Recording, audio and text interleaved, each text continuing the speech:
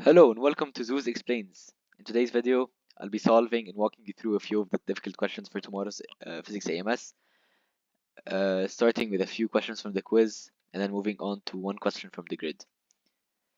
Let's begin with number 3. Now, this is a pretty straightforward question, so I'm going to go over it pretty quickly, just as a refresher. So, okay, let's open it. 1,500 kilogram cards has held in place, blah blah. The cable makes an angle of 25 degrees with the surface of the ramp, and the ramp itself rises at 10 degrees above the horizontal. So we have two angles here. So in order not to get confused, the first thing we do, as always, is to draw the free body diagram, which I have done over here. I've also resolved the forces, so there's the weight, which is vertically downwards, is not shown here, as well as the tension, which is 25 degrees. Okay, let's actually draw them. So we have here the tension,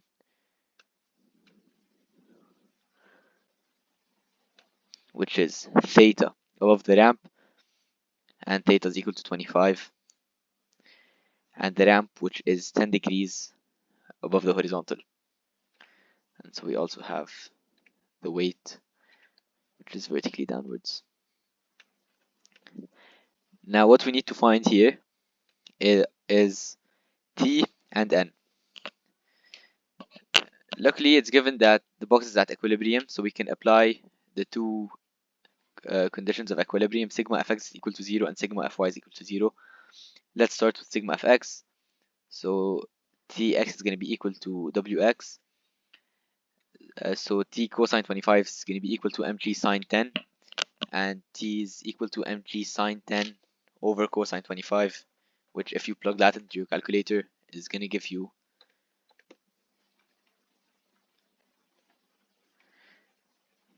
it's going to be equal to 2,874 newtons.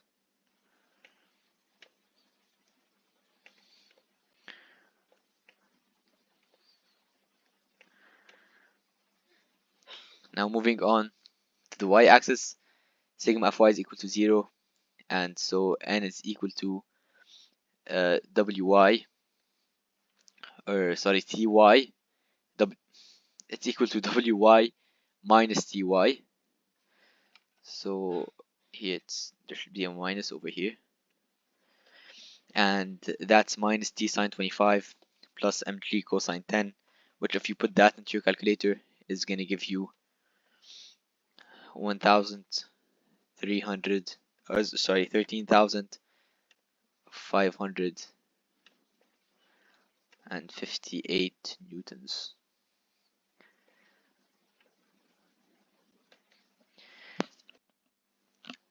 Okay, now we're going to be moving on to number 4 of the quiz, which I'm going to open right here. On a thread thrown over a fixed pulley, two loads of 0.75 and 0.85 kilograms are suspended, and they gave us a few information like 2 seconds, it traveled a distance of 1.2 meters, and we're going to find acceleration of gravity, which is g. So we're going to pretend like we don't know that g is 9.8 or 10, and we're going to find it. And the reason we can't just say 9.8 or 10 is because we're going to get an estimate that's a bit off. So it's going to be maybe 9.6, 9.7, 10.1, and so we need to solve it.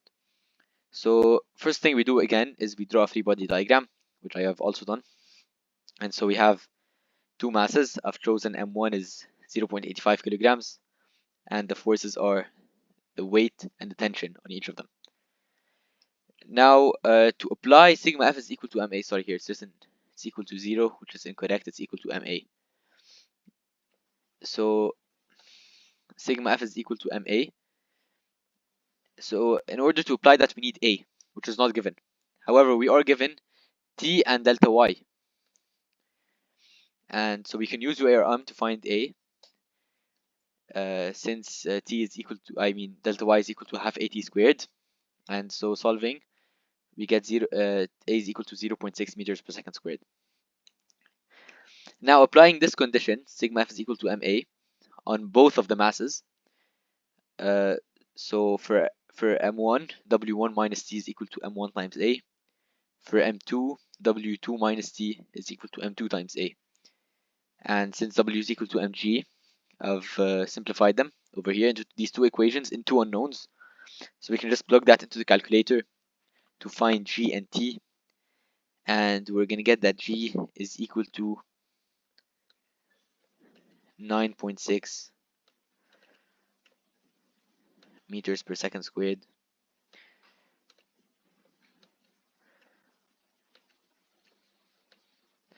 which is our final answer. And now we're going to go to number 5. So a 60 kilogram skier descends from a hill. At the bottom of the hill, the speed of the skier is 10 meters per second. At that moment, the skier continues to move horizontally for 40 seconds before stopping. So again, we draw the 3-bar diagram, and here we have horizontal movement. So no slope, even though he descends from a hill. But the phase of his motion that we're considering is on a horizontal plane. And so this is our free body diagram. We have the weight, the normal, and the friction. Now again, we don't have A. However, we have V, T, and V0. V is 0 since he's at rest, and V0 is 10. A is 40, and so, or sorry, T is 40, and so we get A is equal to minus 1 over 4. So, sorry.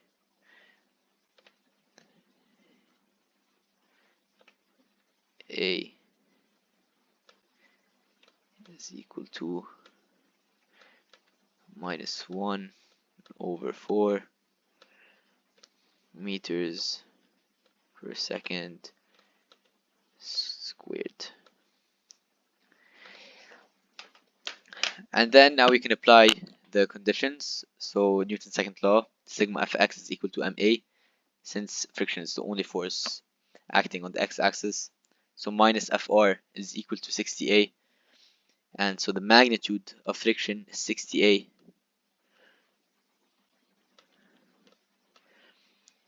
which is 60, and it is 15 newtons. Alright, so that's part A done. Now for part B, we need to find the coefficient of friction, which is when we turn to our y-axis. And here there's no acceleration on the y-axis, and so sigma fy is equal to 0. So W is equal to N is equal to M times 3, which is equal to, I forgot what the mass is, 1 second. It's 60, so it's 600. 600 newtons. And now mu is equal to Fr over N. So 15 divided by 600, which is 0.025. And remember that mu is a unitless constant, so we just keep it like that without a unit since it is a ratio of two forces. And that is number 5. Now we're gonna continue to number 6. So let's open it up. Okay, here we have a UCM. So we have a vertical circular track, and it's moving at a constant speed. It has mass 0.8, and we need to find the normal when it's at the bottom of the track, given the normal when it's at the top. So again and again, we draw the free body diagram. Yeah, this one. And so here, this is the vertical track. Here is the car at the top of the track, and here is the car at the bottom of the track. So of course here it's going to be upside down. And here the normal as well as the weight are pushing it downwards towards the center of the circle. Here the normal is upward while W is downwards. Now since this is a UCM, we don't have AT. The only component of the acceleration present is AN. So we are able to apply the condition F is equal to MAN. Now at the top, since they are in the same direction, and of course N points towards the center of the circle, N plus W is equal to MAN.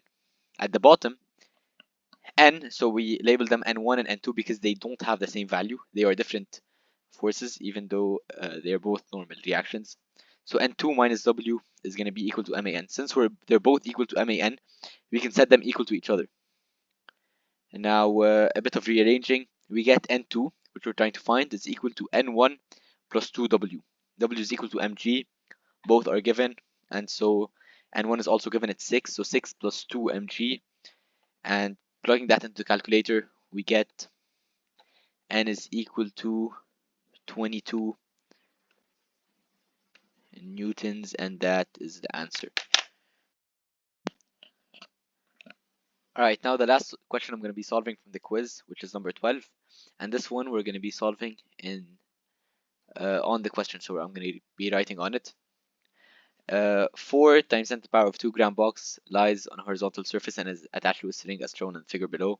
When a mass, so this is the first mass, 4 times 10 to the power of 2 grams, which is 0.4 kilograms. So let's just write here 0.4 kg.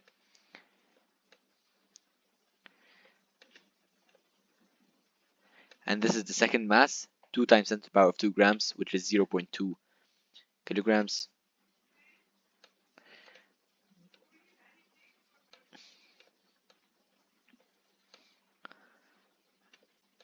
Kg, and it is this one right here. The system starts moving with a constant velocity, so at all points the sum of forces is going to be equal to 0. And since this is a massless string, or well, they didn't say that, but we're assuming it is, then the acceleration, so here there's no acceleration, but if there was, it would be equal for both of them. And the tension is also equal, even though it has a different direction. So here we have the weight of this box, which I'm going to be calling W1. We have the tension T.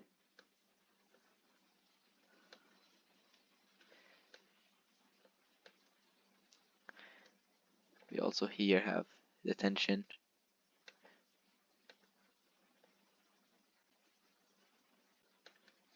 We have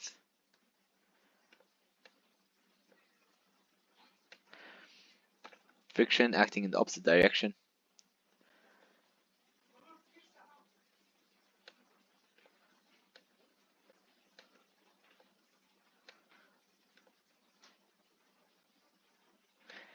And of course we have the weight W2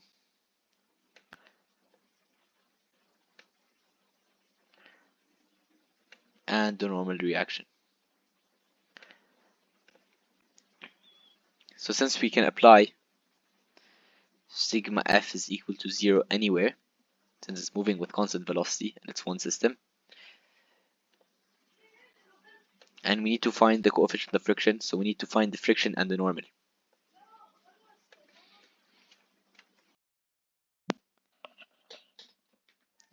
We're gonna begin by applying the condition here.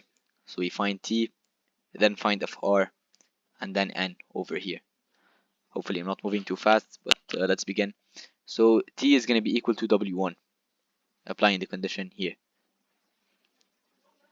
which is equal to M1 times G. Alright, and so M1, which is equal to, M1 which is equal to 0.2 kilograms, and so T is going to be equal to 2 newtons. Now T is also equal to friction, since sigma Fx is equal to 0 also here, and so friction is also 2 newtons.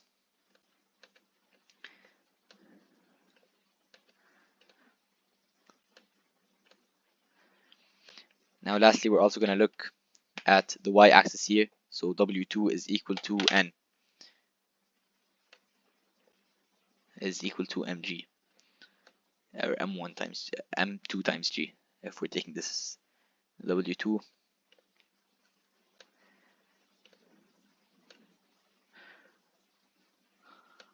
Which is equal to 4. And N is going to be equal to that. Now Fr is equal to mu N,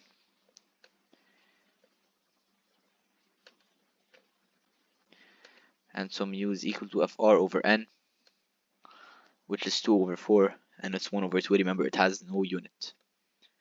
And that is our answer. Alright, now the last question we're going to solve is one that came in last week's AMS, and we all found it very difficult, so I'm going to explain it. The question says, the magnitudes of which pair of forces cannot produce a net force of 8.5 newtons? Now, if we have two forces, the maximum force that can result from these is the sum. So, for example, if we're looking at A, 9.5 plus 1 is 10.5, that's the maximum force.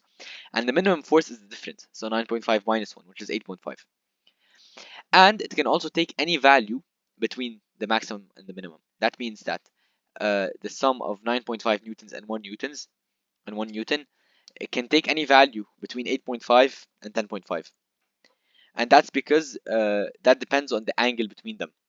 So the maximum 10.5 is when the angle between them is 0 and they're pointing in the same direction. And the minimum is when the angle between them is 180 and they're pointing in completely opposite directions. But depending on the angle between them, it can take any value between the max and the min. So let's say angle, I don't know, 80, 120, etc. So what we're trying to do here is we're trying to find a force, a pair of forces whose maximum resultant is less than 8.5 or whose minimum is greater than 8.5. Because if the minimum force is greater than 8.5, that means that they cannot result in 8.5, and the same thing applies for the maximum. And so let's look at A and B. 8.5 is between 8.5 and 10.5. It is between 5 and 9, but it is not between, and we're looking at D now, 9 and 15. 8.5 is less than 9, and so D is the answer that we're going to pick because the forces cannot be 12 and 3 newtons.